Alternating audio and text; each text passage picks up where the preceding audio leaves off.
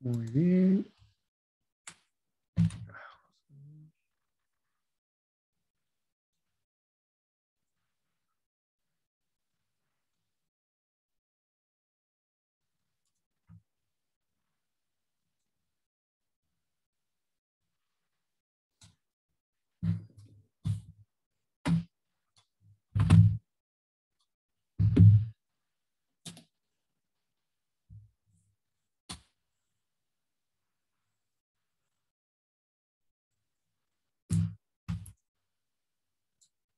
Bien, jóvenes, vamos a ver la primera parte de este tema de líquidos y electrolitos. Vamos avanzando hoy en esta tarde esta clase y continuaremos la siguiente parte el día jueves por la tarde. Muy bien, jóvenes. Entonces hoy vamos a ver lo que son líquidos y electrolitos.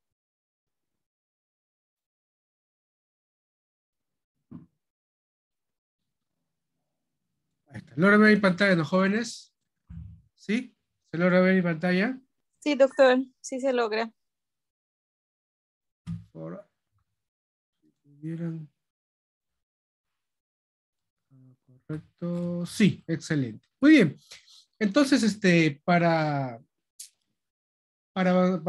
una pequeña introducción, usted recordará en la parte, cuando usted llevaba la parte de fisiología, cuando se hablaba de la distribución del agua corporal total, estaba distribuida en compartimentos, ¿correcto?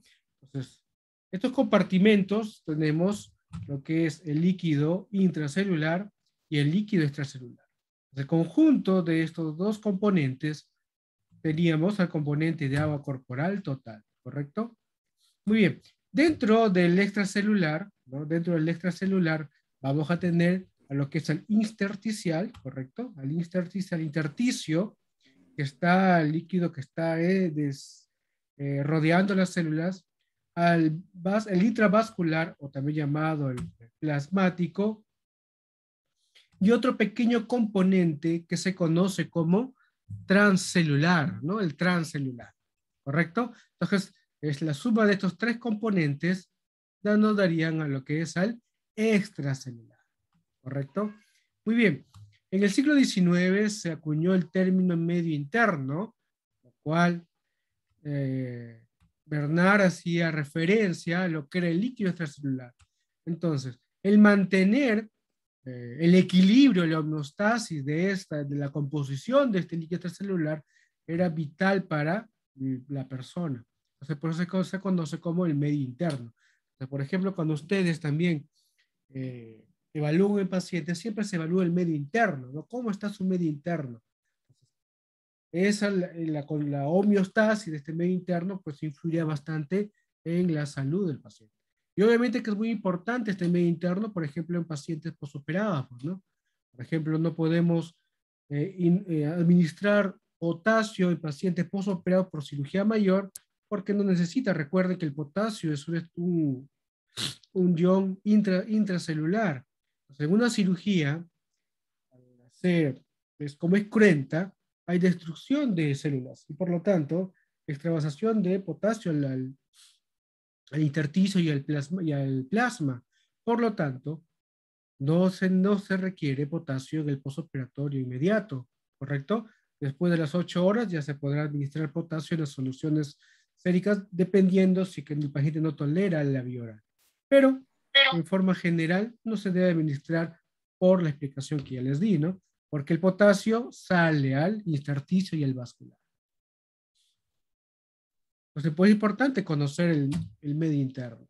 Entonces, por ejemplo, acá podemos ver un esquema donde el agua corporal total, aproximadamente, correcto, aproximadamente es el 60% del peso corporal total. Podemos ver que nosotros tenemos un 60% de líquido, ¿no? Entonces tenemos un gran porcentaje de líquido en nuestro cuerpo. Entonces, por eso la importancia del agua en nuestro cuerpo, ¿no?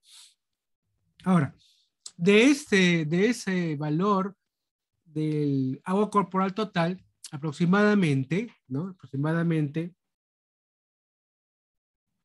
equivale más o menos al 40% de lo que es el peso corporal total o el 60% del agua corporal total, ¿correcto? va a corresponder al intracelular, aproximadamente 25 a 28 mililitros.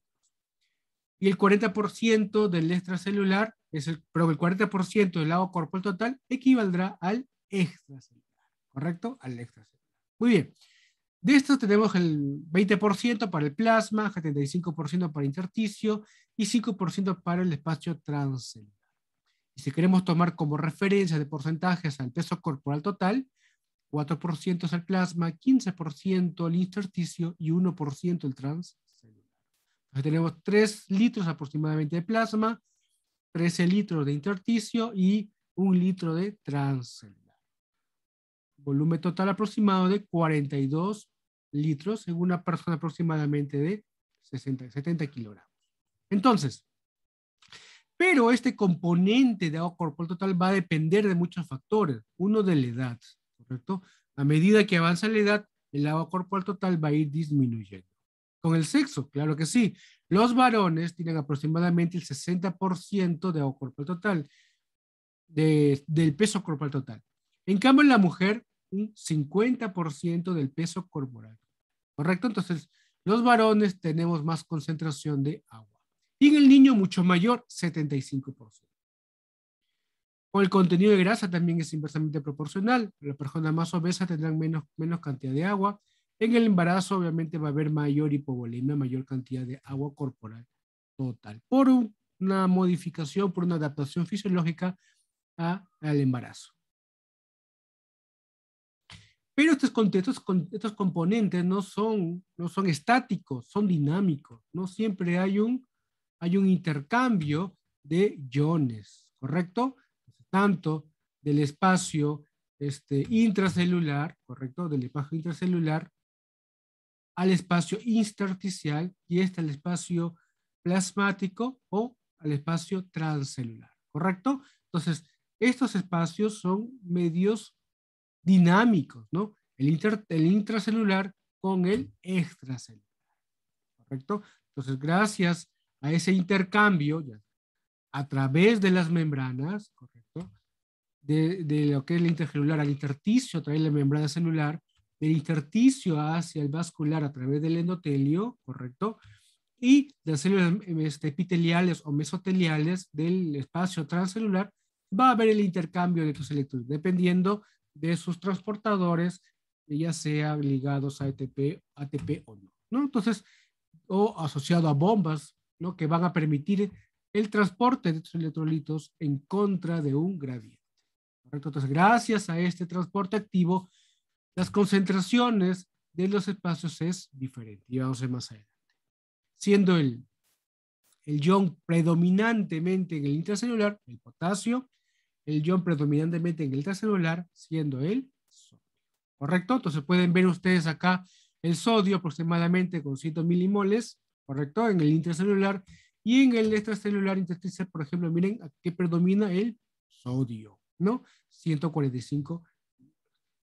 Entonces, los componentes, en cada componente, la osmolaridad será muy equivalente. Entonces, esa dinámica para mantener la osmolaridad con sus respectivas concentraciones iónicas en cada componente es gracias a sus membranas. Eso es más de lo mismo que hemos hablado. Muy bien. Entonces, ¿cómo yo puedo calcular, ¿no? Eso es importante que ustedes puedan calcular a través de una fórmula, cómo yo puedo calcular el volumen sanguíneo. Recuerden que este componente, cuando hablamos aquí de plasma, es plasma. Cuando hablamos de volumen sanguíneo, pues no tenemos que tener en cuenta que no solamente es el plasma, sino también el volumen que van a ocupar los elementos formes de la sangre. Entonces, por ejemplo, ¿cómo yo puedo calcular el volumen sanguíneo, que es importante? Por ejemplo, miren, sabemos que el volumen plasmático es el 4% aproximadamente, ¿no? Por el 4% del peso corporal total. Si yo tengo una persona de 70 kilogramos, simplemente hago mi fórmula y aproximadamente sale 2.8 litros de plasma. Es plasma. ¿Y cómo yo puedo determinar el volumen sanguíneo? Si yo sé que el hematocrito de la persona es 45%, eso quiere decir que de 100 mililitros, 45 hay 45 células. Y lo otro, 55 mililitros de plasma. Entonces, eso me indica el hematocrito. Por lo tanto, si yo hago mi conversión, si en 100 mililitros tengo 55 mililitros de plasma, pero en 100 mililitros de sangre tengo 55 mililitros de plasma según mi hematocrito, entonces, ¿cuánta sangre tendré con este volumen de 2.800 mililitros? ¿Correcto? Sacando mi regla de tres simple, aproximadamente, en un plasma aproximadamente 2.800 hay 5 litros de sangre. ¿Correcto? Entonces, o otra forma es simplemente el volumen sanguíneo es igual al volumen plasmático sobre 1, la diferencia entre 1 menos el hematocrito. ¿Correcto? Saco mi fórmula y aproximadamente sale a casi igual, ¿no? 5 litros. 5.900 mililitros. Entonces, a través de esta fórmula podemos nosotros determinar cuánto es el volumen sanguíneo, que es muy importante cuando nosotros repasemos lo que es el shock, ¿no? El shock hipovolémico, más que todo para ver cuánto hay de volemia aproximada, ¿correcto? Entonces, así nosotros podemos determinar cuánta sangre hay a partir del volumen plasmático, ¿correcto? A través del peso del paciente. Entonces, como ya les he explicado, el extracelular tiene el intracelular, el plasma y el transcelular. Ahora, el transcelular, ¿dónde lo encontramos? ¿Dónde lo encontramos el transcelular? Tenemos en el espacio sinovial, ¿correcto? Por ejemplo, en las articulaciones. Ese es, ese es, ese es un espacio transcelular. El líquido cefalorraquídeo también es un espacio transcelular, ¿correcto? Está cubierto por epitelio.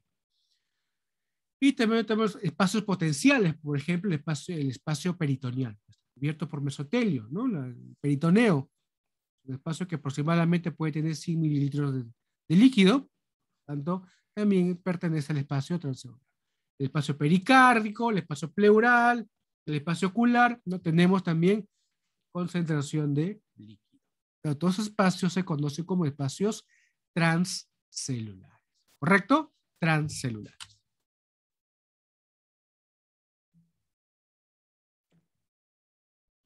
En este esquema podemos ver, por ejemplo, cómo la concentración de agua varía con respecto a la edad. Por ejemplo, en la etapa de embrión tenemos casi el 90% de agua y a medida que va creciendo la persona, va disminuyendo su agua corporal total, hasta llegar a una parte de la vejez donde el agua corporal total es menor del valor normal, aproximadamente un 5%. Si en el varón era 60%, en el anciano aproximadamente será 55%. Si la mujer, adulto joven, era 50%, cuando es anciana, aproximadamente 45%. Ciertas estructuras, órganos, también tienen diferentes concentraciones de agua. Por ejemplo, miren, el tejido adiposo tiene baja concentración de agua. Por eso que los pacientes obesos tienen menor agua corporal total. En cambio, miren, el tejido nervioso, cerebro, por ejemplo, 84% de su peso corporal, del peso corporal, peso del cerebro, es agua, ¿no? Plasma sanguíneo, saliva, jugos gástricos, 99% concentración de agua. ¿Correcto? Entonces podemos ver cómo el agua tiene distribución diferente en los diferentes órganos y tejidos. ¿Y cuál es la composición? Tenemos que esta composición del intracelular con el extracelular va a estar subdividida tanto en cationes como en aniones y en diferente concentración gracias a su membrana plasmática, ¿correcto? Entonces, la membrana plasmática va a permitir esta concentración diferente del extra con el intracelular. Y hay bombas, no bombas, que van a permitir mantener estas concentraciones. Entonces, el catión principal del intracelular será el potasio. Y el catión principal del extracelular será el sodio. Luego tenemos al magnesio, principalmente en el intracelular, y al calcio, principalmente en el extracelular. Dentro de los aniones, principalmente, En el extracelular tenemos al cloro, ¿no? Bicarbonato. Y en el intracelular, proteína, ¿no? Fosfatos y otros elementos, ¿no? Entonces, fosfatos, proteínas, principalmente en el intracelular como aniones y con carga negativa en el extracelular, cloro y bicarbonato. Nuevamente, ¿no? Otro esquema similar para que puedan ver cómo los, la, las concentraciones, miren, del vascular con el intersticial casi son muy similares, miren, 154, 153. Un poco mayor en el intracelular. ¿Por qué? Porque tenemos acá bombas especiales, ¿no? Bombas que van a ir en contragradiente para poder almacenar principalmente al catión potasio, ¿correcto? Catión potasio. Y en la parte del intersticio tenemos principalmente tanto intersticial como en el vascular, principalmente al catión sodio.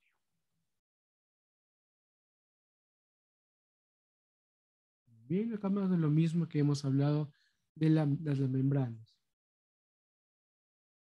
Muy bien. Muy bien. Entonces, en el intravascular también tenemos proteínas, ¿no? Proteínas que van a generar una presión oncótica, ¿no? Entonces, para lo que pasa en la dinámica de fluidos, ¿no? Entonces, gracias al efecto de Gibbs-Dunning, ¿correcto? Que estas proteínas con carga negativa van a generar un gradiente, ¿no? Hacia el vascular, que se conoce como la presión oncótica, gracias a las proteínas con carga negativa que atraerán a ciertos elementos iones con carga positiva. Otra parte importante para entender la dinámica de fluidos es el conocer la osmolaridad y la tonicidad, ¿no? Ustedes recordarán estos cuando ustedes llevaban eh, la parte de bioquímica, ¿no? Las definiciones de osmolaridad versus tonicidad. ¿A qué se conoce como la osmolaridad? La osmolaridad, ¿qué será la osmolaridad? La osmolaridad sobre el número de partículas, el número del soluto sobre el volumen en el litro C de la solución. Esa es la osmolaridad, ¿correcto? Entonces, ¿cuánta osmolaridad tendrá el intracelular? ¿Cuánta osmolaridad tendrá el intravascular? Es decir, número de partículas divididas sobre el volumen en litros de la solución, o sea, del líquido intracelular, ¿correcto? Entonces, esa es la osmolaridad. Y la tonicidad, ¿no? La tonicidad es cómo las soluciones, es decir, el extracelular va a influir en la célula. Hay soluciones hipertónicas, hay soluciones isotónicas y hay soluciones hipotónicas. Entonces, ¿cómo va a generar ese gradiente? Se llama lo que se conoce como la tonicidad, ¿correcto? La tonicidad. Entonces, por ejemplo, aquí, por ejemplo, miren, yo tengo mi célula, ¿correcto? Le voy a colocar en un medio isotónico, ¿correcto? Entonces, no hay mayor alteración de la célula porque las concentraciones donde está esa célula no afecta a las concentraciones de los solutos del intracelular. Isotónico, no hay cambios. Pero, ¿qué sucede si la célula yo le coloco en un medio hipotónico? ¿Ah? ¿Qué va a suceder con la célula en un medio isotónico? ¿Qué va a suceder con mi celulita? ¿Qué va a suceder?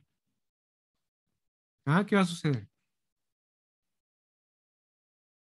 Se va a dematizar, ¿correcto? Se va a hinchar mi célula, ¿correcto? ¿Por qué creen que va a aumentar de volumen mi célula? ¿Qué va a pasar con lo que es con la ósmosis? Ese medio hipotónico, ¿cómo va a influenciar a la célula, mi célula? ¿Cómo? Alguien que o puede escribir por el chat, yo lo puedo leer. A ver. ¿Qué va a suceder en un medio hipotónico? ¿Cómo va a ser el pasaje del líquido, de agua? La ósmosis, bueno, por ósmosis. ¿De dónde a dónde va a ir? Del extra al intracelular. Ingresa, ¿no? Va a ir va a ingresar al intracelular, ¿correcto? Entonces, va a ir de donde hay una menor a mayor concentración de soluto. Ese gradiente osmótico va a ir hacia el intracelular. Pero, ¿qué sucede?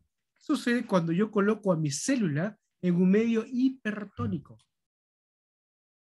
Se crena. ¿Qué va a pasar? ¿El agua de dónde a dónde va a fluir? De la Yo célula coloco hacia el el medio exterior. hipertónico.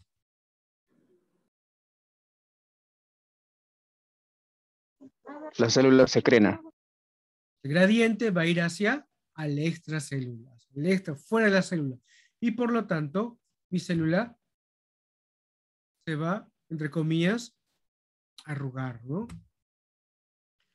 Entonces, por ejemplo, esto es muy importante conocerlo, por ejemplo, en TEC, ¿no? Cuando ustedes vean en trauma, el traumatismo encefalocraniano con edema cerebral, el tratamiento son a través de soluciones hipertónicas, ¿no? O diuréticos osmóticos, ¿no? Tipo manitol, solución hipertónica. Entonces, ¿qué va a hacer la solución hipertónica? Sacar líquido. Si yo tengo edema cerebral, ¿no? Las mis células y neuronas están edematizadas, entonces a través de la solución hipertónica voy a sacar ese líquido del intercelular y por lo tanto disminuir el edema. ¿Correcto? Entonces, por eso se usa en traumatismo encefalocraniano las soluciones hipertónicas, ¿no? Correcto, las soluciones hipertónicas. Muy bien.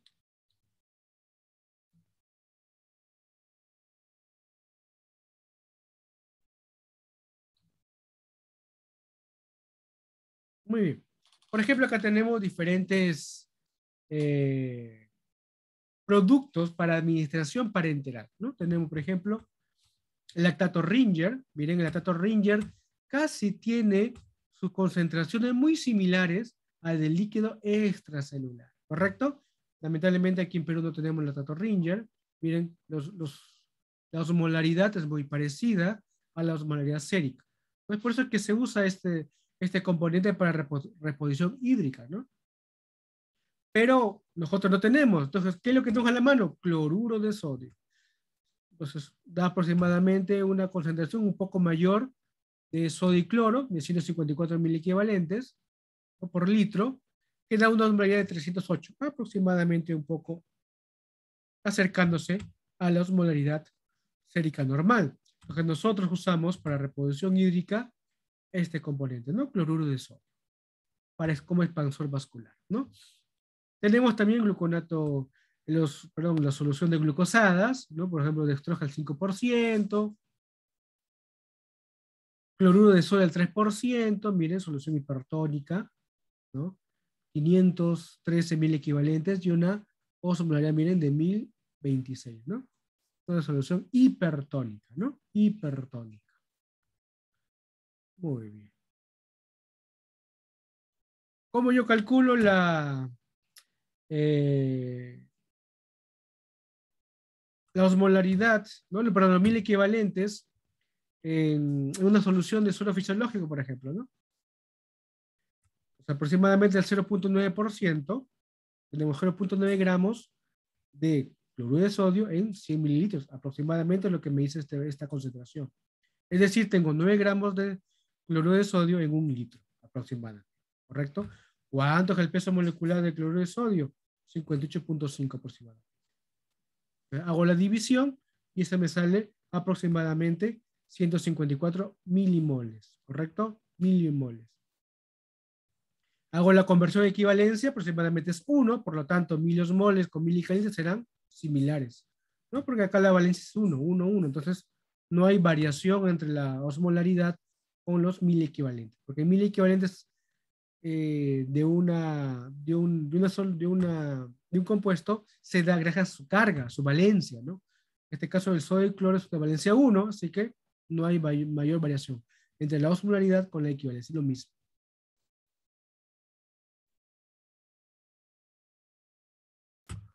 Esto es un poco lo que hemos venido hablando, ¿no? Por ejemplo, tenemos, normalmente, ¿cuál es el ion que me va a permitir mantener mi osmolaridad sérica? ¿El sodio o el potasio? ¿Hay quién dice? ¿Quién me dice? Sodio y potasio. ¿Cuál es de estos dos iones es osmóticamente activo?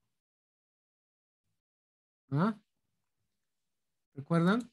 ¿Cuál de estos dos iones es osmóticamente activo? El sodio y potasio. Si yo, por ejemplo, tengo una hipercalemia, esto va a afectar en la osmolaridad plasmática. Si tengo una hipernatremia, esto va a actuar en nuestra osmolaridad plasmática.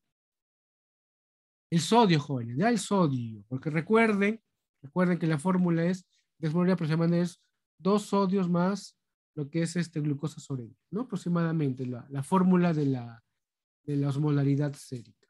Entonces el sodio sí es altamente osmolar. Entonces, muy bien. Entonces, si tenemos, por ejemplo, acá tenemos al líquido intracelular en un estado hipertónico, ¿correcto? Solución hipertónica, es decir, va a ir el líquido del intra al extracelular, ¿correcto? Entonces el volumen va a disminuir del intracelular y va a aumentar del extracelular. ¿Correcto? Muy bien. Y en cambio, en un estado hipotónico, ¿correcto? Estado hipotónico, el líquido va del extra al intra. Y por lo tanto, el volumen intracelular va a aumentar. Y el extra va a disminuir. Porque el flujo, la osmosis va a ir del el extra al intra. ¿Correcto? Entonces, esos cambios van a haber tanto en un estado hipertónico como en un estado hipotónico.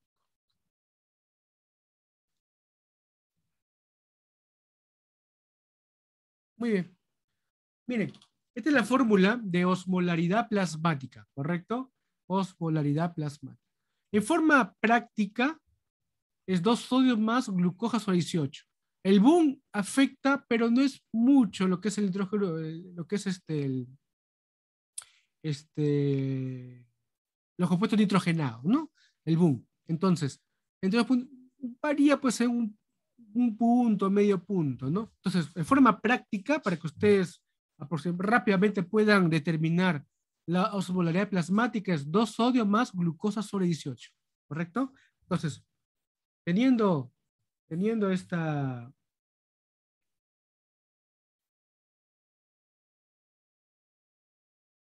Teniendo los valores de sodio o los valores de glucosa, pueden tranquilamente ustedes obtener la osmolaridad aproximada. No la es tan exacta, pero al menos ustedes pueden determinar la osmolaridad plasmática, que es muy importante, por ejemplo, cuando se diagnostica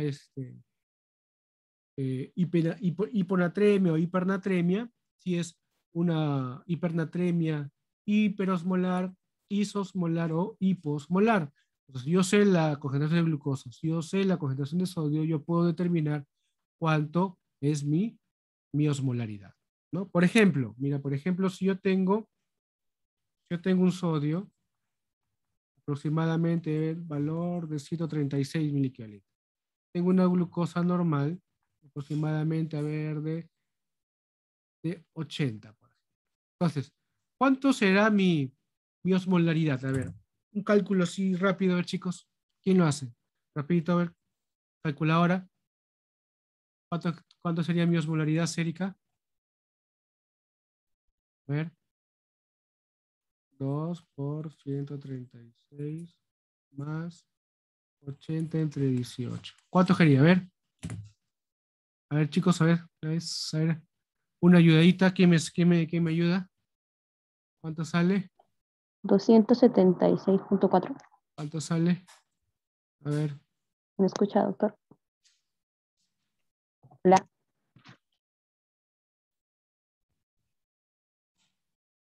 ¿Jóvenes, están ahí?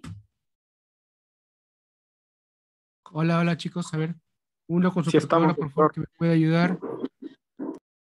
O estoy con la presentación. ya 200, aproximadamente, ya 276.4. Entonces, por ejemplo, ahí tenemos la osmolaridad. La osmolaridad, solamente, no les escucho, a ver un ratito. Creo que voy a configurar mi audio, creo que está. A ver. Audio. Ya. Creo que está. Ahora sí, jóvenes, a ver, a ver. A ver, alguien que pueda. Ahora sí se escucha, ahora sí. Disculpen, jóvenes, estaba apagado mis parlantes. Muy bien, entonces 276.4, ¿no? Entonces tenemos aproximadamente entonces un valor dentro del rango, por ejemplo, normal, ¿correcto? Entonces así rápidamente nosotros podemos determinar la osmolaridad sérica, ¿no? Entonces, si nosotros tenemos, por ejemplo, un sodio bajo, miren, por ejemplo, pongamos que tenemos un sodio de 110, por ejemplo. Entonces, ¿cuánto será la osmolaridad? A ver, ¿quién me saca? A ver, ¿cuánto será la osmolaridad de 110 por 2? Y una glucosa que sea 80, ¿no? Igual, entre 18. ¿Cuánto saldría ahí?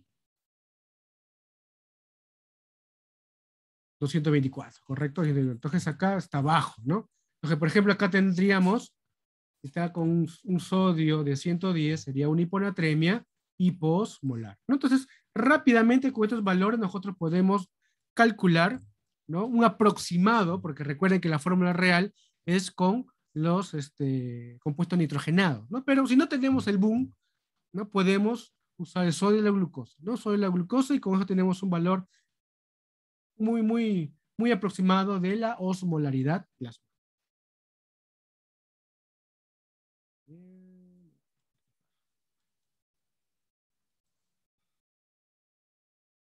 Muy bien.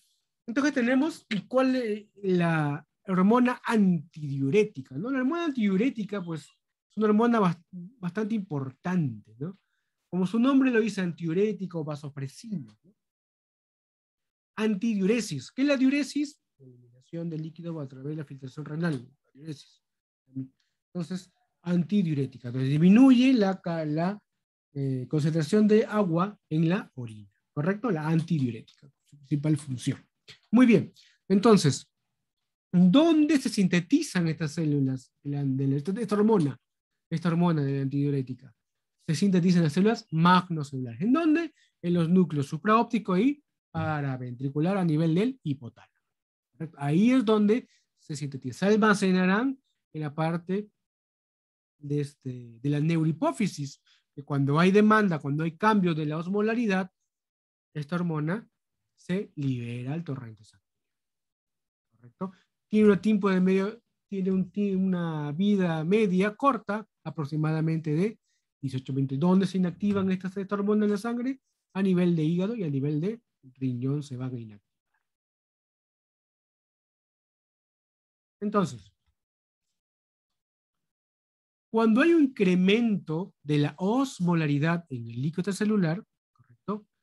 Va a haber vamos a tener sed, ¿no? Cuando ustedes tienen sed, es porque la osmolaridad sérica ha bajado por valores debajo de lo normal. Entonces, ¿qué va a haber también? Una liberación de la antidiurética. ¿Para qué? Para retener agua, ¿dónde? A nivel renal, por ejemplo, ¿no? Y con la sed, ¿para qué? Para nosotros poder incrementar la ingesta de líquidos. Entonces, por eso, jóvenes, siempre se recomienda, pues, ¿no? A los pacientes, tome agua, ¿no? Entonces, es importante que tome agua, señor, ¿no? Por 8 litros, 8 vasos de agua al día, aproximadamente 2 litros de agua al día es requerimiento básico, ¿no? Basal, ¿no? Es importante, ¿no? No esperar hasta tener sed, ¿no? Porque ya vemos que la osmolaridad bajó y eso puede conllevar, eso conlleva toda la cascada, pues, ¿no?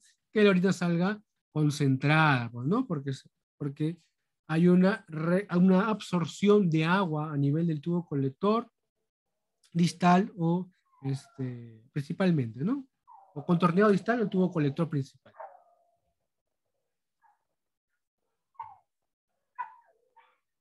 Muy bien. tenemos también lo que son estimuladores e inhibidores del antidiurético, ¿correcto? Sabemos que los estimuladores son los estados hiperosmolares, ¿correcto? Esa es la principal. Un ratito.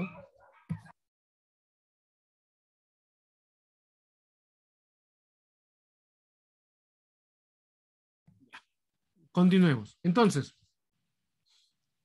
la osmolaridad fundamental, no fundamental, cuando se eleva, hiperosmolaridad, se concentra, hay menor cantidad de agua en el extracelular, es un estimulador. Pero cuando hay una hiposmolaridad, mucha dilución, no se diluye el intracelular, es un inhibidor. Entonces son los principales osmóticos, tanto inhibidor como inhibidor. Aumento y disminución de la osmolaridad. Dentro de los no osmóticos, ¿cuáles van a estimular?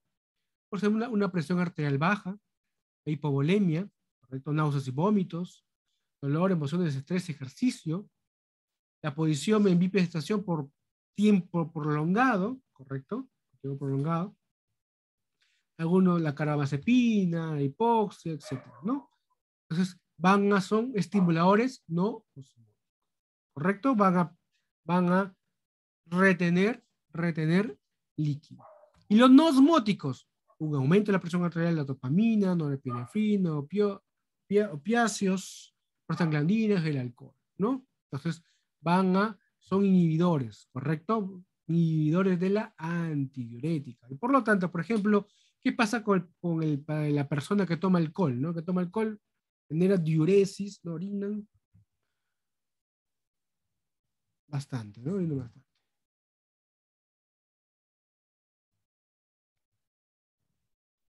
Muy bien. Entonces, cuando hay un aumento de la osmolaridad, ¿correcto? Sabemos que tenemos osmoreceptores, y esto va a generar que haya un estímulo de liberación a nivel de lo que son de la neurohipófisis y la liberación de la ADH que está almacenada, ¿correcto? Estos osmoreceptores, si no hay compensación tanto por ingesta de líquido, vamos a tener la sed, ¿no? La sed se da por esta hipertonicidad que vamos a encontrar a nivel de los osmos y que va a detectar los osmoreceptores a nivel del hipotálamo, ¿correcto? A nivel del hipotálamo. Muy bien. Recordemos que la presión arterial, hemos dicho, miren, la presión arterial cuando baja es un estimulador. Entonces, acá tenemos la presión arterial media, ¿correcto? Junto con la vasopresina.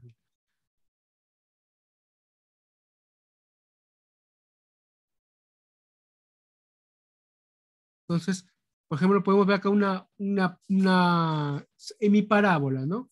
Invertida, negativa, ¿no? Entonces, miren, a medida que la presión arterial media, que es la diferencia entre la sistólica con la diastólica, ¿correcto?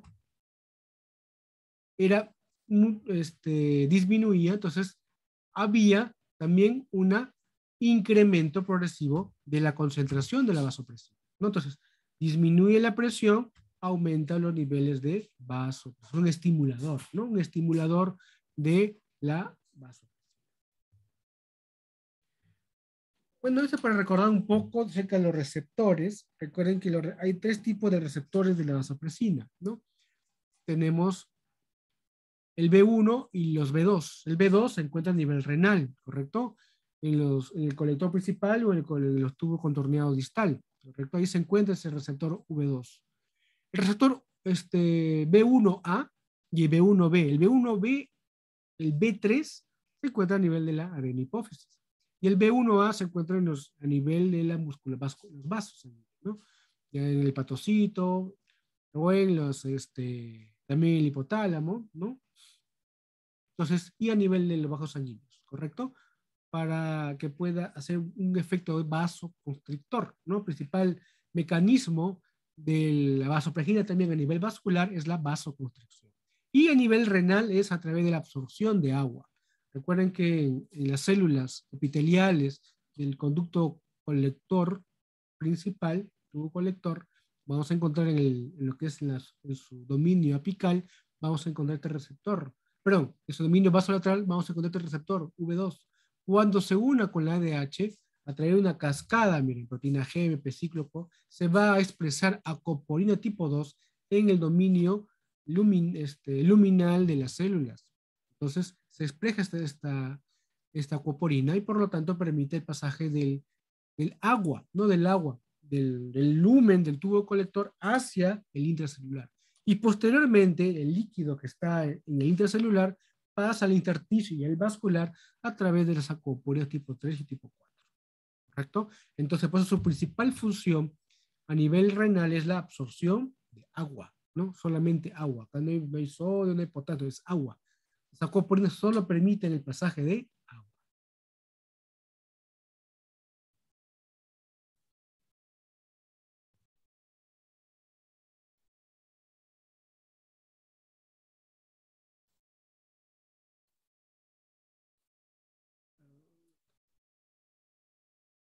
Bueno, entonces, a nivel del túbulo colector, ¿no? A nivel del túbulo colector, principalmente en estas células o en el túbulo contorneado distal, ¿correcto? Vamos a encontrar a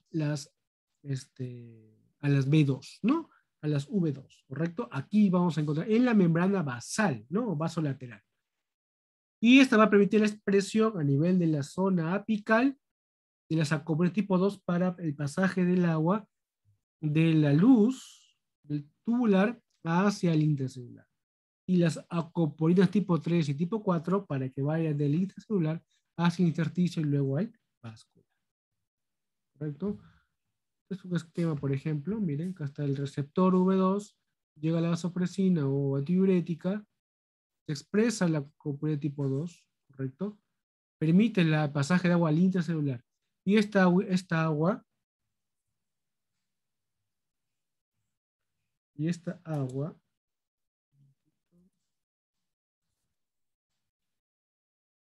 entonces llega el agua aquí, ¿correcto?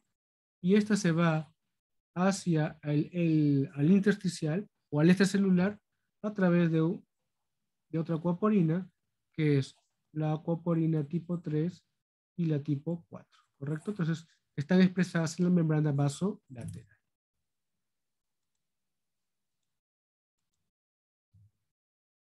Muy bien, llegamos a esta parte que es balance hidroelectrolítico. En primer lugar, vamos a ver el balance hídrico. Pero ¿para qué nos sirve el balance hidroelectrolítico, ¿no?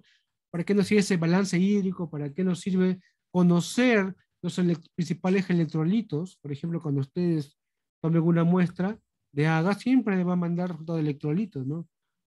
Sodio, potasio, cloro, principalmente son los valores que ustedes presentan en los exámenes de laboratorio. Porque gracias a un manejo adecuado tanto de los líquidos y electrolitos, va a permitir que la homeostasis, ¿no?, de la perfusión cardiovascular, la homeostógena función de los órganos, ¿correcto? Y los mecanismos celulares, o sea, de regeneración, por ejemplo, para responder a una enfermedad quirúrgica o también para responder a un estado postquirúrgico, ¿correcto? Es por eso que a un paciente postoperado yo tengo que darle un volumen adecuado. Tengo que reponer los electrolitos, conociendo sus necesidades básicas, ¿correcto? Entonces, ese balance, por ejemplo, un postoperado, ¿a qué le doy? Pues cloruro de sodio, cloruro de sodio nomás le doy. No, tengo que saber qué es lo que mi paciente necesita, ¿correcto? Es para eso la importancia del balance hidroelectrolítico. Entonces vamos a comenzar primero con el balance hídrico, ¿ya? El balance hídrico es el más sencillo, simplemente consiste en la diferencia entre tanto los ingresos de líquido como los egresos. Facilito. Entonces, un balance hídrico, ingresos menos egresos. Por ejemplo, lo que ingresa, lo que tomamos de líquido, en los alimentos, ¿correcto? En el agua metabólica, el metabolismo que genera el agua metabólica, todo esto genera son los ingresos. Los egresos, la orina, las heces, lo que son las pérdidas insensibles, ¿correcto? Generan los egresos. Y la diferencia de los ingresos con los ingresos siempre se mantiene en equilibrio, ¿no? Entonces, Si yo tengo, por ejemplo, que mi paciente tiene más egresos que ingresos, tiene un balance negativo. Por lo tanto, yo tengo que reponer esa pérdida, ese balance hídrico negativo.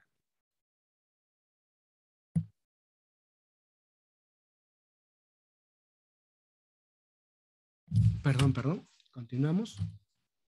Entonces, por ejemplo, la ingesta de agua diaria aproximadamente, ¿no?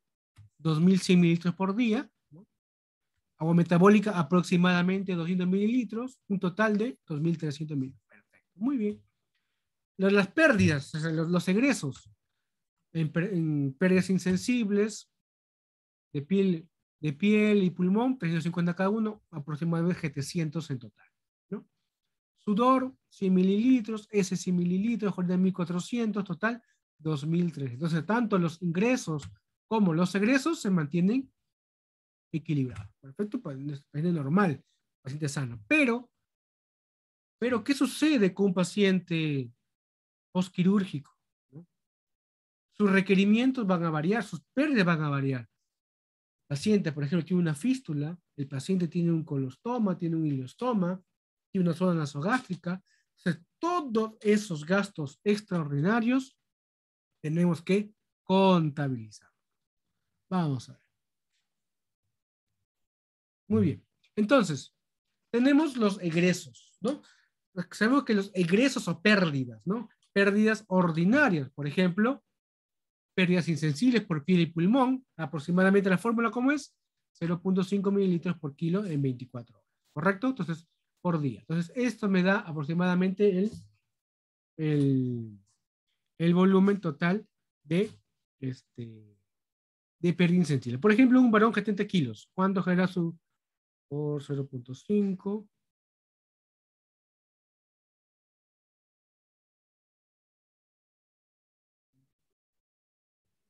Entonces, por ejemplo, un paciente varón, acá está. Por ejemplo, un paciente varón con 70 kilogramos. ¿Cuánto genera aproximadamente su pérdida insensible? ¿Quién lo saca? 0.5 mililitros multiplicado por peso, 70, multiplicado por 24 horas. Muy bien, ¿cuánto jala aproximadamente? A ver, ¿cuánto sale? Un aproximado, ¿no? ¿Correcto? Entonces, ahí tendremos 840 mililitros que serán sus pérdidas insensibles. ¿Correcto? Aproximadamente en un paciente de 70 kilos. ¿Correcto? Es lo normal, ¿correcto? La pérdida sensible normal. Ahora, si tiene fiebre, si está taquipnéico, eso va a variar, que vamos a ver más adelante. Muy bien. Pérdidas urinarias, ¿correcto? Aproximadamente de 0.5 a 1 mililitro por kilo por hora, ¿correcto? Será el volumen ordinario. A ver, en 70 kilogramos, ¿cuánto genera aproximadamente lo que es el volumen urinario? A ver, sacándolo con 0.5, a ver. Aproximadamente también 840 mililitros. Y multiplicados por 2 sería 1.680 aproximadamente. Entre 840 y 1.680 el valor normal de diuresis al día. Que miren, que prácticamente se correlaciona también con este valor, ¿no? Entre 1.000 a 1.500 en 24 horas es el valor normal, ¿correcto? Perfecto. Ese es el valor normal de diuresis. Acá tenemos algunos componentes de sodio, potasio y cloro de la orina. Lo normal, ¿no? 40-80 de sodio de potasio, cloro entre 60 a 120 mil equivalentes por litro de orina. Es lo normal. ¿Cómo más perdemos líquido? En las heces, ¿cuánto? Aproximadamente 200 mililitros, ¿no? Aproximadamente. Su concentración, sodio, 20.000 equivalentes, potasio 45 y 15 de cloro. Perfecto. No hay problema.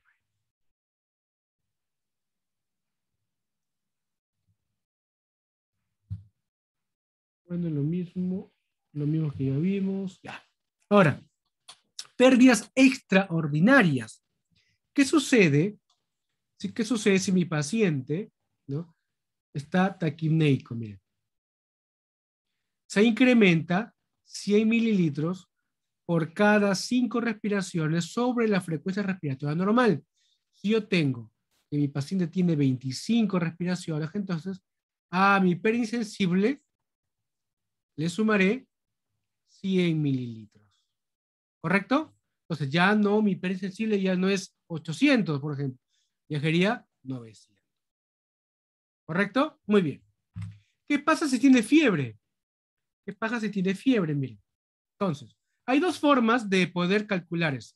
Por ejemplo, por cada grado, es decir, por cada grado centígrado que aumenta, yo le sumo 150 mililitros.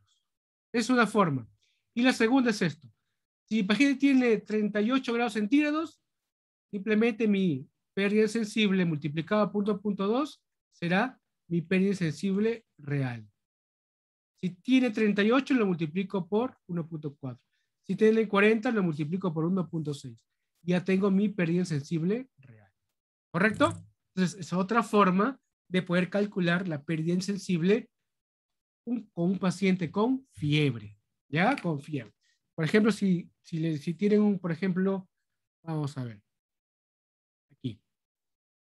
Paciente con un peso de 80 kilogramos, ¿correcto? Temperatura de 40 grados centígrados. ¿Ya? Frecuencia respiratoria de 30 por minuto. ¿Ya? ¿Cuánto será su pérdida insensible real? A ver, ¿quién me calcula? A ver, vamos. Calculadoras en la mano. Esto es más práctico. A ver. ¿Quién lo calcula? A ver.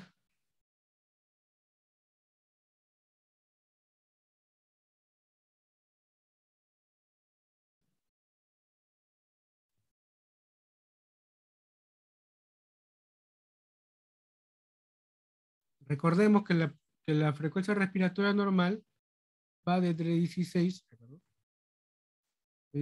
a 20, ¿no? O sea, por encima de 20 generando taquipnia, ¿no? Entonces está con 30, entonces está taquipnia. ¿Cuánto genera su pérdida insensible real? A ver. A ver, lo calcularon. 1696. Vamos a ver. A ver, dice 1196. Vamos a ver.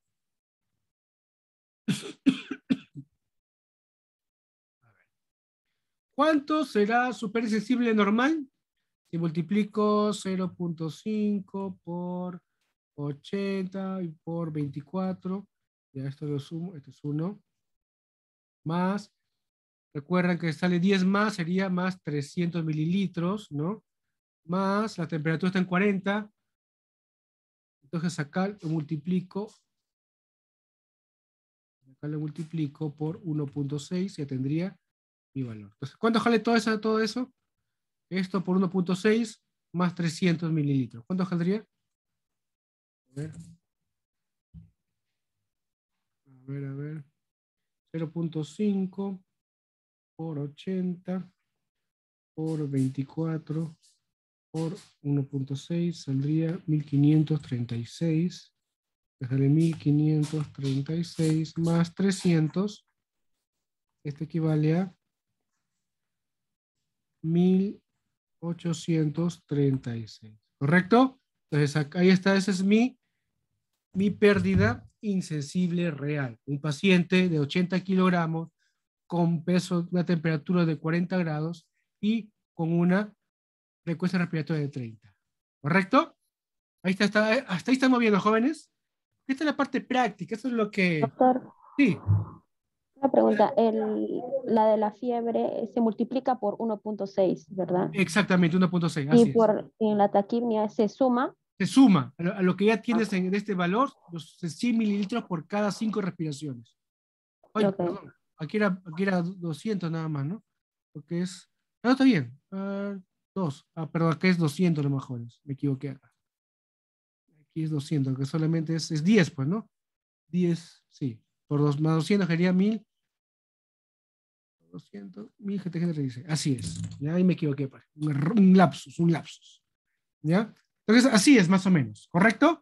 Esta es la primera parte. ¿Ya? Vamos a continuar. Muy bien. Ahora por sudor, miren. Caramba, por sudor también hay aquí está. Entonces, por sudor, un ratito, voy a detener.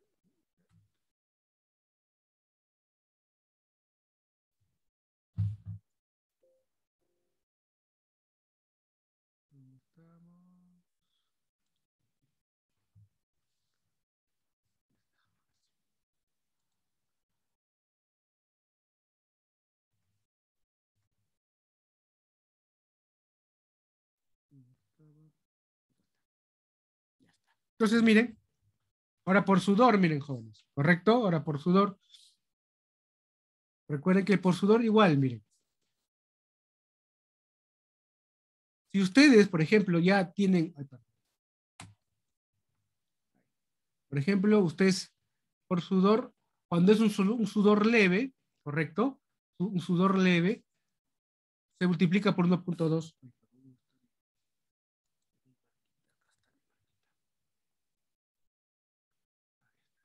Entonces,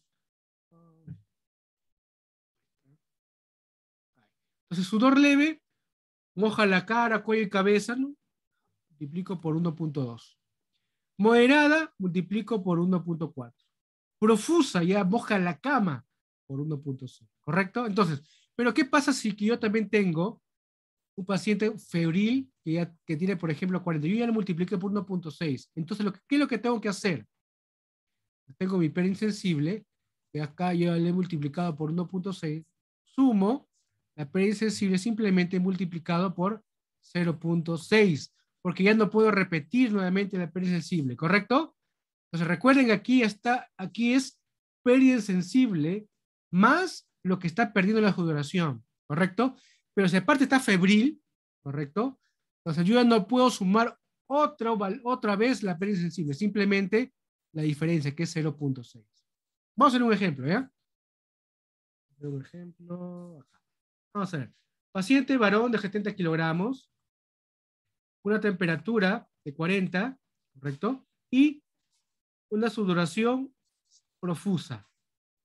¿Cuánto será su pérdida insensible real? ¿Qué me dice? A ver, vamos. Calculemos.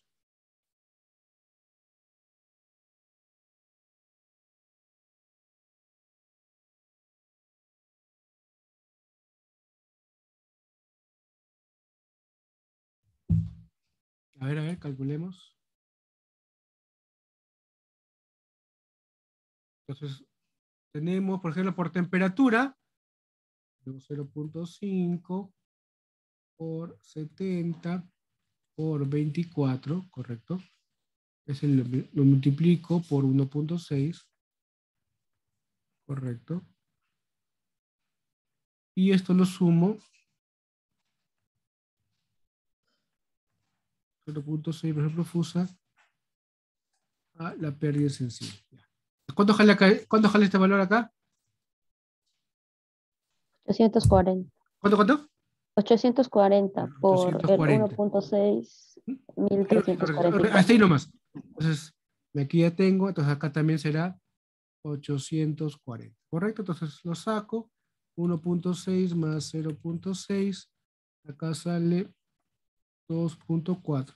840 por 2.4, ¿cuánto sale? ¿Cuánto sale? 1600. 2016. ¿Cuánto? 2016. 2016, correcto. Muy bien, entonces esta es mi pérdida insensible. Un paciente con una temperatura de 40 grados y con una sudoración profusa. ¿Correcto? Entonces, como pueden ver, como la sudoración también varía, lo que es mi valoración de pérdidas insensibles. ¿Correcto? Un paciente normal simplemente será 840, ¿no? No suda, no tiene fiebre, normal. 840 es su pérdida insensible en un paciente de 70 kilos. ¿Correcto? ¿Sí? Muy bien, continuamos. Esto hemos visto con las pérdidas insensibles, ¿no? Están relacionadas con taquimia, fiebre, sudoración. Pero también hay egresos extraordinarios, por ejemplo, cuando, por ejemplo, hay pérdidas por intervenciones quirúrgicas. También hay pérdida de agua, por ejemplo, en una cirugía laparoscópica, aproximadamente 0.5 mililitros por kilo por hora. Cirugía de media hora, menor pérdida, pero también tengo que tenerlo en cuenta en mi balance. Cirugía abierta, 5 mililitros por kilogramo por hora. Es decir, cirugía abierta de 10 horas, 15 horas, va a haber también pérdida por pérdidas insensibles adicionales también por la intervención quirúrgica. ¿Correcto? También yo tengo que sumarle, ¿no? Por eso el balance hídrico de un paciente postoperatorio hay que sumarle también los egresos extraordinarios. Por ejemplo, pérdidas gástricas, por ejemplo. El paciente vomita, ¿qué volumen de vómito hay? Porque tengo que reponerlo. O tiene una zona nasogástrica, el volumen de la zona nasogástrica también. ¿Cuál es su composición? Miren, tiene cloro, 120, sodio y potasio bajo. Entonces es la concentración del contenido gástrico. Pérdidas intestinales, por ejemplo, pacientes que tienen zonas nasoyunales, pacientes que están con un hilio, ¿no? Ya sea un hilio adinámico o un hilio obstructivo o mecánico. Iliostoma también va a tener un gasto, por ejemplo, alto, puede incluso 2.000, incluso 3.000, ¿no? Esta es la composición del contenido intestinal, ¿no? Cloro 50, sodio 90, entonces principalmente tiene sodio. Potasio también tiene 2. La diferencia del potasio a nivel gástrico que es un poco menor. Muy bien. Pérdidas biliares también, por ejemplo, tiene una fístula biliodigestiva o tiene un tubo Kerr, para el paciente postoperado de una exploración de vías biliares, dejar un tubo Kerr, también hay que cuantificar el volumen, ¿no? El volumen de estos gastos, ¿no? ¿Cuál es la composición de la vía de la bilis? Cloro 85 miliequivalentes, sodio 140 y potasio de 5.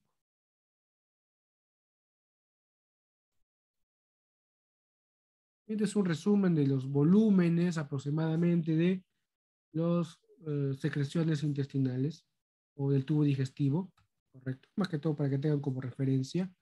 Solo se tomarán en cuenta cuando, por ejemplo, haya una extravasación, ¿no? Por ejemplo, yo tengo mis jugos gástricos normales, tengo mi conducta normal, eso no me influye en mi balance hídrico, pero cuando, por ejemplo, ese líquido se exterioriza, porque no hay una adecuada reabsorción a nivel del tubo digestivo, por ejemplo, la zona nasogástrica, los vómitos, las diarreas, ¿no?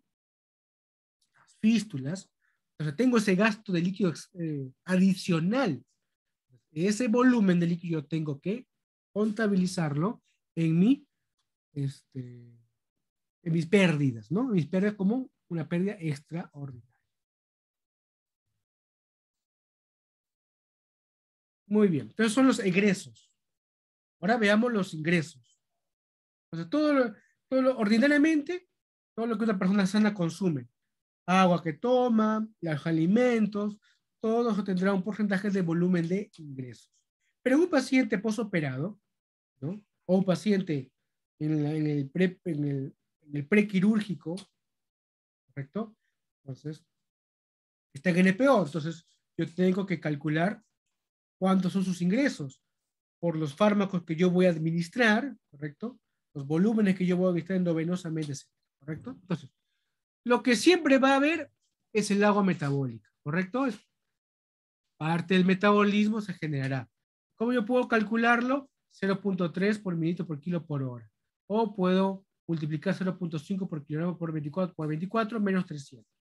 Cualquiera de las dos fórmulas yo puedo usarlo, ¿no? Un aproximado, ¿cuánto? 300 mililitros de agua metabólica. ¿Correcto? Eso es lo basal que todos nosotros producimos. Ahora, ¿cuáles son ingresos extraordinarios, ¿no? Por ejemplo, en contextos patológicos. Nutrición parenteral, ¿no? Le estoy dando yo cuánto líquido estoy dando, qué alimentación le estoy dando. O sea, ese volumen de enteral que yo le doy, tengo tengo que contabilizarlo. Parenteral, ¿cuánto estoy colocando por la vía endovenosa? 1 litro, 2 litros, 3 litros, 4 litros, todo eso yo lo tengo que contabilizar, ¿correcto? Tanto la nutrición parenteral como la nutrición enteral. Y los medicamentos, ¿no? Cloruro, lactato, etc. Todo lo que nosotros lo colocamos por vía endovenosa, todos son ingresos extraordinarios. Muy bien, entonces, algo que nosotros debemos recordar es la hidratación basal endovenosa. Nosotros, para un paciente en estado de reposo, estado basal, aproximadamente por día, tengo que darle una hidratación aproximadamente entre 2.000 a 3.000. ¿Para qué? Para generar una diuresis de 1.000 a 1.500. ¿Correcto? Entonces, un paciente en estado basal, yo tengo que aportarle de 2 a 3 litros de agua por día para tener una diuresis aproximada de 1 a 1.5 mililitros por día. ¿Correcto? Eso es lo normal, eso es lo que yo mínimamente tengo que aportar a mi paciente. Entonces, ¿cómo yo puedo calcular el ingreso de hidratación basal en un paciente? Hay varias fórmulas. La más acercada es la regla 4-2-1, pero puedo calcularlo. 30 a 35 mililitros por kilo por 24. Mi volumen, mi requerimiento basal de agua en 24 horas. Que aproximadamente dejar entre 1.800 a 2.500 mililitros por 24 horas. Pero ¿cómo yo puedo calcularlo en mi regla 4-2-1? Entonces, por ejemplo, en los primeros 10 kilos, yo le voy a calcular 4 mililitros por kilo por hora. ¿Correcto? En los primeros 10 kilos. En el segundo 10 kilos, le voy a agregar 2 mililitros por kilo por hora. Y por cada kilogramo adicional que haya, 1 kilogramo por kilo por hora. Muy bien, entonces vamos a ver en un ejemplo acá. Paciente que tiene 60 kilogramos, ¿correcto? Los primeros 10 kilos, le voy a dar 4 mililitros por 10, por los primeros 10 kilos, por 24, ¿vale? 960. Muy bien. Los segundos 10 kilos, bien, voy a dar 2. 2 por 10 por 24. 480. Muy bien. Y los siguientes kilos, ya usé 20, quedan 40. Entonces, 1 mililitro por 40 kilos por 24, 960. Sumo total, ¿sale? Sumo total, aproximadamente sale 2.400 mililitros. ¿Correcto? Entonces, esa es la regla 4, 2, ¿correcto? Entonces, es un poco más real, ¿no? Del requerimiento básico de líquido. Entonces, un paciente de 60 kilogramos, yo mínimamente tengo que darle 2.400 mililitros de líquido al día. O sea, por vía oral, por vía endovenosa, etc. Lo mínimo que yo tengo que aportar. ¿Correcto? A ver, Doctor, ustedes... una pregunta. Sí. ¿Me escucha? Sí. Esta cantidad de líquido no sería solamente agua, ¿no? Sería líquido total, contando con todo, ¿no? Si tiene la fruta o se toma una sopa. Exactamente. Claro, aquí yo estoy hablando de extraordinario. Por ejemplo, en un paciente que está en NPO. Un paciente que está en NPO, por ejemplo, en un estado postoperatorio, yo tengo que darle este volumen diario. Mínimo. En un paciente normal, obviamente va a tomar líquido, va a comer, porque hay líquido en la comida, etcétera. Entonces, pero en un paciente postoperado, que no tiene nada por vía oral, yo tengo que darle 2.400 mililitros por día endovenosa. Ahora, si por A o B mi paciente tolera vía oral, yo también le puedo dar esa cantidad de líquido por vía oral. ¿Correcto? Es mi requerimiento basal, ¿ya? Basal, de acuerdo a una persona de tantos kilogramos, ¿ya? Es una fórmula para poder nosotros reponer los líquidos al día, ¿no? Por ejemplo, las comidas no tienen gran porcentaje tienen gran porcentaje de líquido, por ejemplo, los refrescos, entonces, todo saca su porcentaje y se puede aportar en el volumen de los ingresos. Entonces, por ejemplo, a ver, en un paciente de 8 kilogramos, ¿Cuánto será su requerimiento diario? A ver, ¿de quién me lo saca? A ver, ¿cuánto es? En 24 horas, ¿eh? 24 horas. ¿Cuánto es? Pongo 8. En los primeros 10 kilos, ya, 4. Entonces acá pongo, lo multiplico 4 por 8, por 24. ¿Cuánto sale? 4 por 8, por 24, ¿cuánto sale? ¿Cuánto sale? 768. Por, entonces, en un paciente de 8 kilogramos, de 8 kilos, yo tengo que darle 768 mililitros de agua al día. ¿Correcto? Es un paciente pediátrico, por ejemplo, ¿no? Es lo que requiere al día. Es el volumen que requiere al día mínimo, ¿no? Mínimo.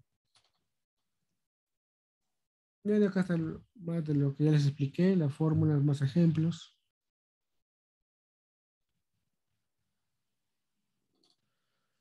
Muy bien. Entonces, esta alteración de los líquidos, ¿no? Esta alteración de los líquidos en un paciente quirúrgico es importante nosotros balancearlo, ¿no? Porque ese déficit del volumen extracelular puede conllevar a deterioro de ciertos órganos y por lo tanto me puede conllevar a complicaciones posoperatorias, ¿correcto? Por ejemplo, si tengo un déficit de volumen, por ejemplo, la gente con pérdida de peso, hay disminución de urgencia de piel, hay taquicardia, por ejemplo, hay piel deshidratada, entonces obviamente no hay una buena cicatrización, por ejemplo, gente posoperado, ¿correcto? Entonces, es por eso que yo tengo que dar un buen soporte hídrico en mi paciente postoperado. Entonces, cuando hay déficit de volumen, hay taquicardia, por ejemplo, ¿no? Pero cuando hay un exceso de volumen, hay edema, ¿no? Hay edema, hay un incremento del gasto cardíaco, hay un incremento en la PVC, ¿correcto? Entonces, tampoco debo sobreexponerlo, ¿no? Por ejemplo, a veces hay una mala costumbre, ¿no? Todo paciente postoperado, 3 litros dale, o 4 litros. Pues, cada persona es diferente, cada paciente es diferente, cada persona necesita un requerimiento. Y si el paciente tiene ICC y tengo que mantenerlo en balance negativo, pues obviamente voy a tener un exceso de volumen, voy a congestionar al paciente y lo voy a complicar, ¿no? Entonces, por eso es importante conocer, hacer un buen balance de líquido. Muy bien, vamos a practicar, ya vamos a practicar. Ahí en el Patmos, vamos, ahí en el Patmos, o si no acá les voy a compartir, a ver un ratito.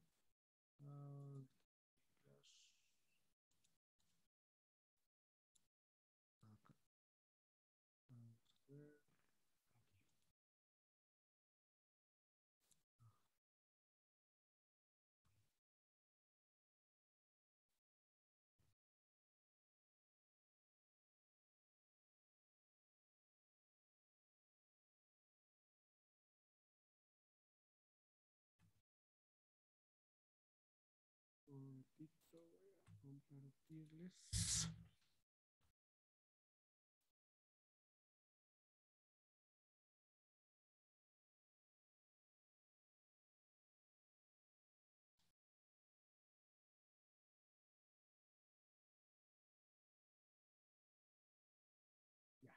Ahí acá en el chat les voy a compartir un enlace. Entren, por favor, coloquen su primer nombre y su apellido paterno. Su apellido. ¿Ya? Así como están en la lista, para poder ubicarlos, ¿ya? Vamos, voy a compartir mi pantalla. A ver, vamos ingresando. A ver, vamos ingresando.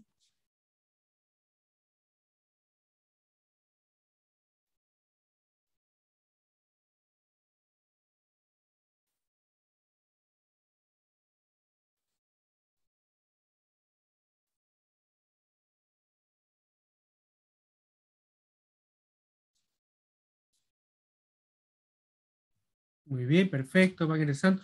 Vamos a desarrollar el primer caso, ¿ya? Vamos a desarrollar el primer casito.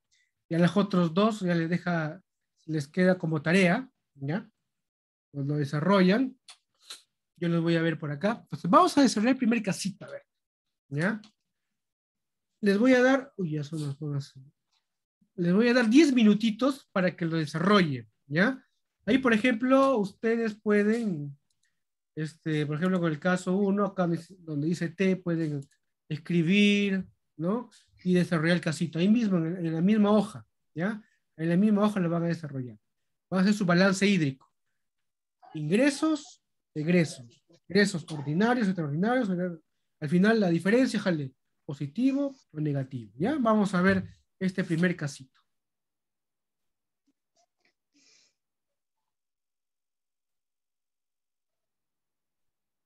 Bien.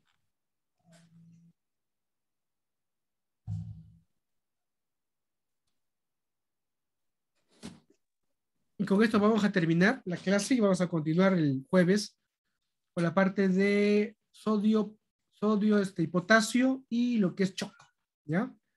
Lo que es choco. Con eso culminaríamos las dos primeras clases que nos restaba y a la siguiente seguirá con su horario normal. ¿Ya? Bien, a ver. Unos 10 minutitos para desarrollar este casito, Es un caso bastante sencillo, ¿no? Para hacer un balance hídrico, ¿ya?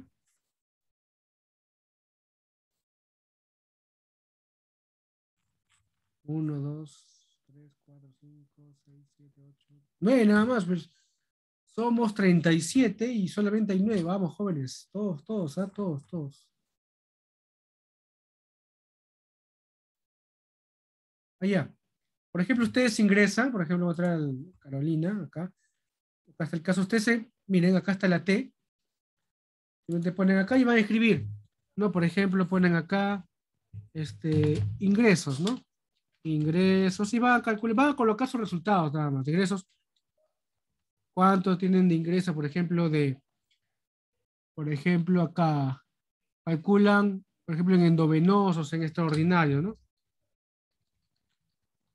Cuánto tienen de endovenoso, calculan cuánto, etc. Entonces, así cuánto tiene de pérdidas, etc. Así van calculando todo, ¿ya? Y al final me van a hacer el valor, cuánto es. Y lo vamos a desarrollar juntos al final y con eso terminamos la clase, ¿ya?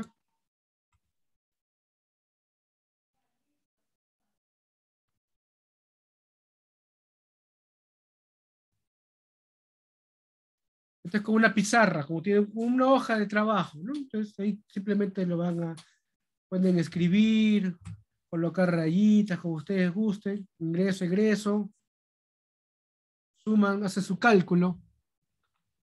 No hay problema, no hay problema. Ya después lo desarrollan en su computadora, lo desarrollan, pero tienen que desarrollarlo. Ya para el próximo jueves, tienen que estar desarrollando los 3 casitos. Ya para el jueves. Doctor, disculpe una Sí, consulta. Por sí. ejemplo, nosotros desarrollamos ahí, pero ahí queda guardado, tenemos que tomar captura No, de pantalla. queda guardado acá. Aquí queda guardado. Ahí, con cada su nombre, sí, como Exactamente, yo la voy a ver por cada uno con su nombre, así es. son 3 casos, ¿sí? Ajá, son 3 casitos. Hoy lo desarrollan, el caso 1, vamos a desarrollarlo juntos. Ya más tarde, en la noche, o esos días, hasta el jueves, tienen para desarrollar los 3 casos. ¿Ya? 10 minutitos y lo desarrollamos.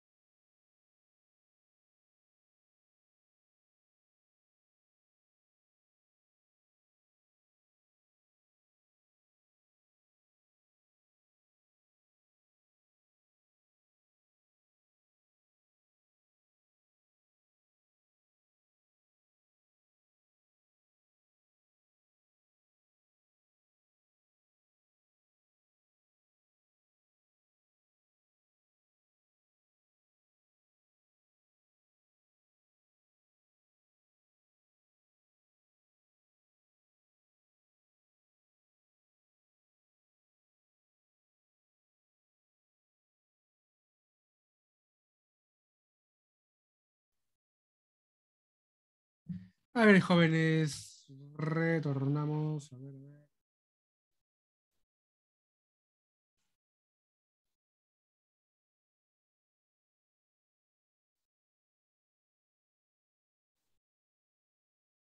Muy bien.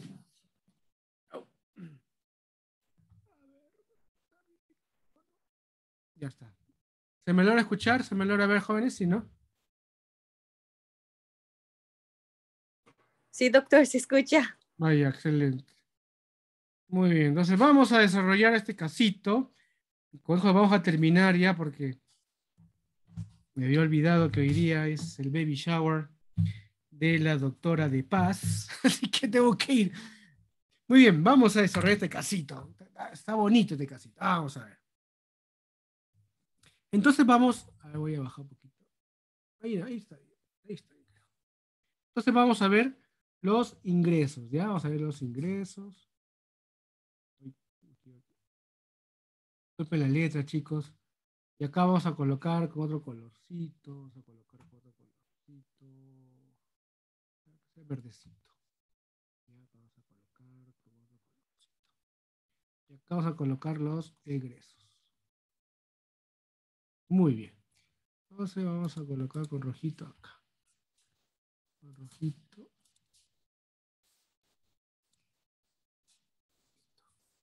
Vamos a ver. A ver, dentro de los ingresos, a ver, jóvenes. Tenemos acá ingresos ordinarios. Ay, perdón. No escribí nada.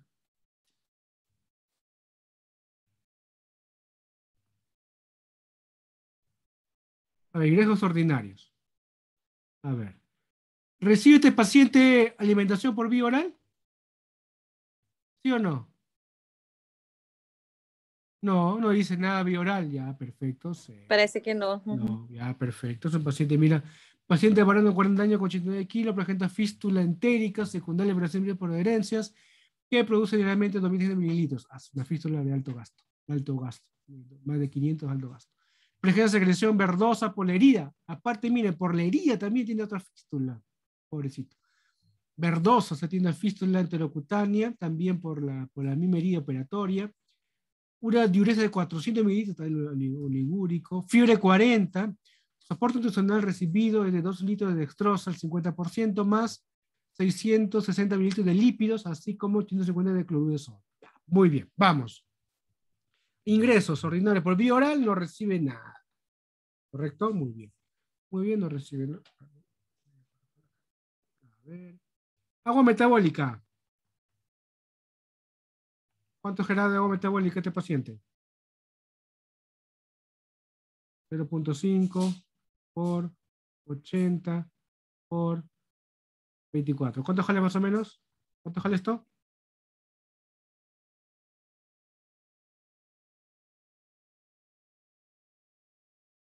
¿Cuánto sale? 960. Ya. 960. Y menos, y eso es menos 300 la fórmula. ¿Cuánto saldría? Y ese valor menos 300 por el agua metabólica. ¿Cuánto saldría? 660, doctor. 660. ¿Sí? A ver, ¿cuánto es?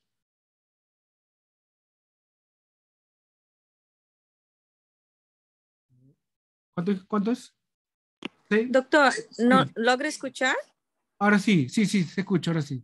Ya, 660. 660, No ya. me estaba escuchando antes. Ya, correcto, Ya. no hay problema. Muy bien, entonces ya estos son los valores ordinarios, ahora vamos a hacer los extraordinarios. Vamos a hacer como extraordinario. Vamos a ver, ¿qué gastos, qué ingresos tiene? A ver, por cloruro de sodio, a ver, cloruro de sodio, ¿cuánto tiene el cloruro de sodio? Dice 850, ¿no? ¿Cuánto tiene, dice, de lípidos? 660. 660. Muy bien. ¿Cuánto tiene de dextrosa? 2 litros. 2 litros. Ya está. Entonces, ¿cuánto suma todo esto?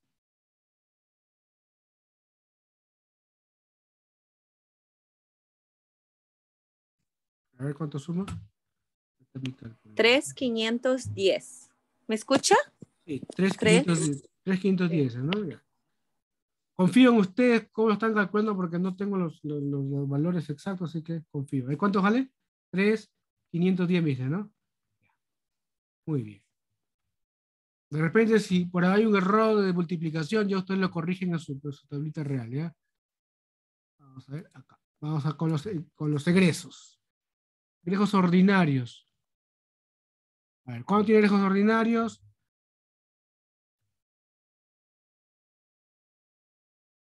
A ver, ¿cuánto sería ¿cómo sería la pérdida sensible?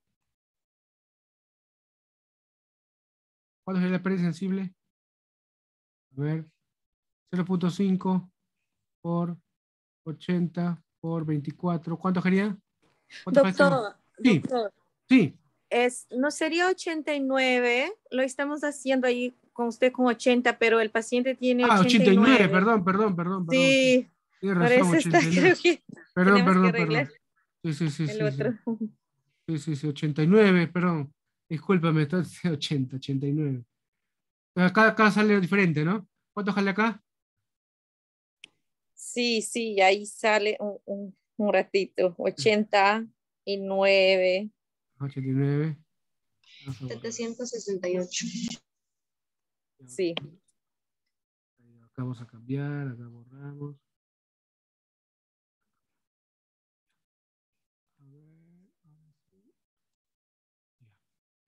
A ver. ¿Cuánto jale, me dijiste?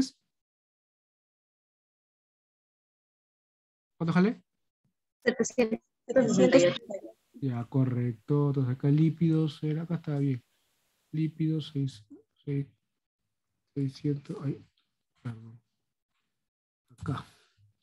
Lípidos, 660. Dextrosa, 2000. ¿Total cuánto sale? ¿Total cuánto sale? A ver, sumamos. 768 más 850 más 660 más 2000. ¿Cuánto sale? Falta, ya sumando con todo. Ajá. ¿Cuánto sale, chicos?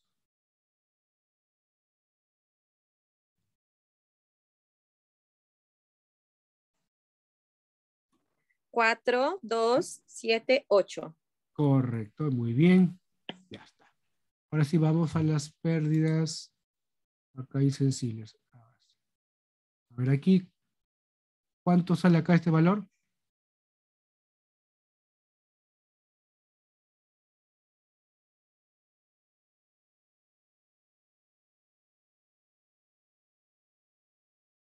$0.5 por 89 por 24, ¿cuánto sale?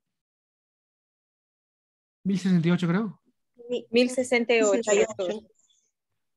Muy bien, ¿qué sería si estuviera totalmente sano? Pero ¿qué recordamos nosotros? Que en este caso tiene una temperatura de ¿cuánto? De 40, ¿no?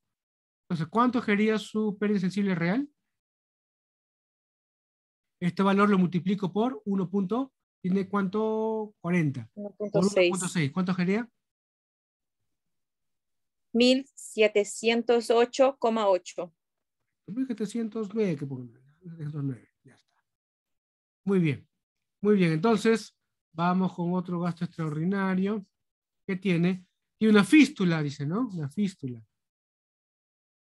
A ver, ¿cuánto tiene gasto la fístula? A ver. 2.300 mililitros por día, wow. Aparte tienen herida también, otra fistulita pequeña, herida. ¿Cuánto tienen herida? 200. ¿Correcto? 200, muy bien. Muy bien, ¿cuánto tiene acá de gasto total? ¿Cuánto sumamos? 1709 más 2.300 más 200. Doctor, Sí. ¿y la diuresis no contamos? ¿De 400? Sí, tiene razón, Perdóneme aquí, la ordinaria. La diuresis, 400. Claro que sí, la diuresis 400, así es. ¿Cuánto sale todo? 400. Baja este valor, ¿ah? No, más 2000 y más 200. ¿Cuánto sale? Sale 4.609. Ya, correcto.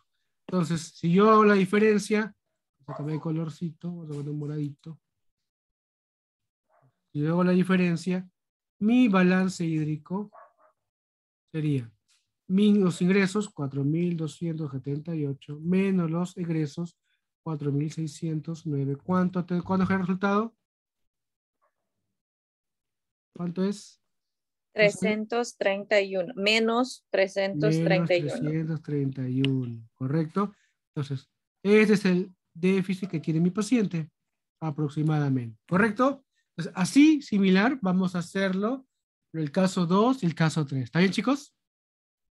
Como pueden ver, este es un casito Ya. práctico sencillo, ¿no? De un balance hídrico. ¿Está bien? Entonces, eso es lo aplicativo, lo que nosotros debemos conocer, ¿no? La teoría muchas veces la vamos a olvidar, ¿no? Pero esto es lo que siempre tenemos que recordar. Bien, chicos. Doctor, una Sí, pregunta. dime. En el agua metabólica que estamos ahí calculando, menos 300 es parte de la fórmula. Parte de la fórmula, sí, parte de la fórmula. Es una de las fórmulas. Es menos 300. Creo que mi diapositiva... Ya, Hay un chévere. error, creo. Sí, es menos 300, sí, menos 300. Ya, gracias. Es parte de la fórmula. Es 0.5 por peso en kilogramos por 24 horas menos 300. ¿Ya?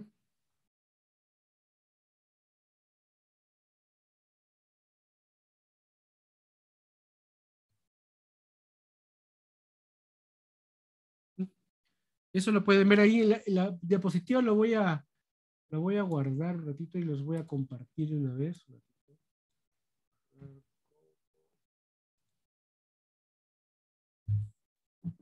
Líquidos.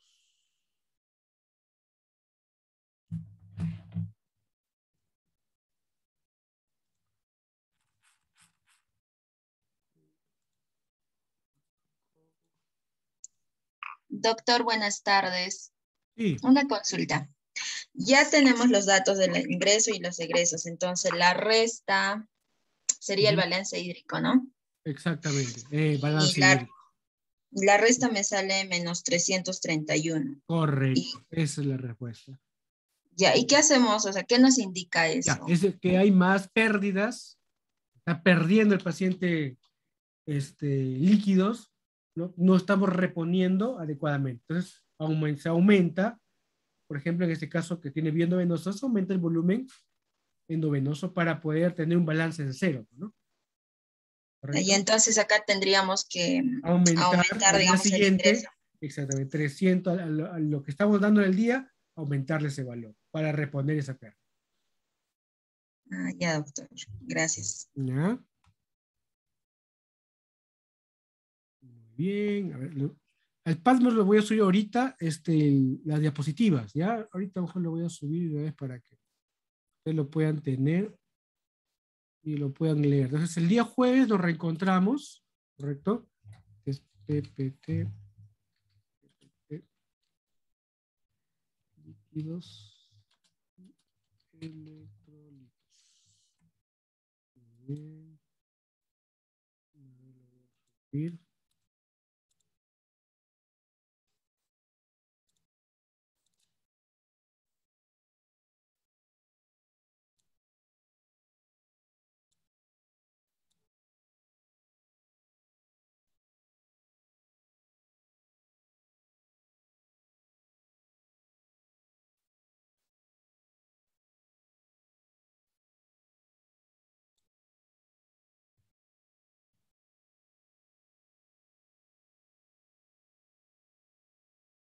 Muy bien.